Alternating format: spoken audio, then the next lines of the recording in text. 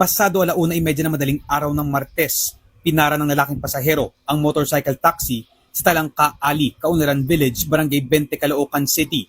Pero pagbaba sa motorsiklo, inundayan nito ng ice pick sa tagiliran ang rider, kaya nawala ng balanse at natumba.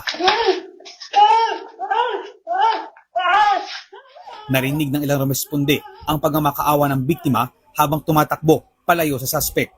Yung nakahiga na po yung rider, pinagsasasaksak po. Sinaksak niya po talaga ng walang awa, parang walang po, hindi po tao. Uy, ano yan? Tapos mamaya sabi niya sa akin, so babarilin kita. Sabi ko, sige barilin mo, putok mo. Dead on arrival sa ospital ang biktima na kinilalang si Fabio Norberte Jr. Nahuli naman ang suspect sa Malabon City pagkalipas ng ilang oras matapos kuyugin ng taong bayan ng hold-upin ang isang naglalakad na lalaki sa barangay Longos. Na-recover sa kanya ang ninakaw na motor at ice pick na ginamit sa krimen. Batay sa investigasyon ng Malabon Police, ang suspect din ang nangkarnap sa isang motor taxi rider sa lungsod noong July 11 ng gabi. Yung una niyang ginawa ay ganun, pumara siya ng driver at kinarnap niya. At yun namang nangyari sa Caloocan ay halos ganun din. Pinara niya rin yung motor at kinarnap niya rin.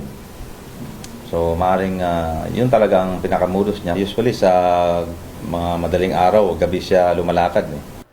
Labis ang galit sa suspect ng magulang ng biktima. Solo parent lang anya ito na nag-iipon para sa autism therapy ng 3 taong gulang na anak.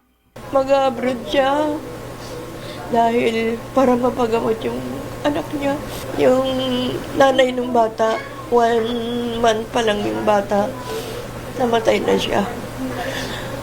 Ngayon, magba-birthday, wala na siyang tatay. Napakaaga naman yung naulila. Kung sino man yung makakatulong sa amin. Kahit na maliit na bagay, tatanggapin namin. Naharap na sa mga reklamong carnapping, robbery at homicide ang suspect. Nabigla lang po ako. Pasensya po sila, hindi naman po sinasadya. Patawad po. Humingi po ako ng tawad sa kanila. Kahit patayin man siya, hindi na mababalik yung anak ko.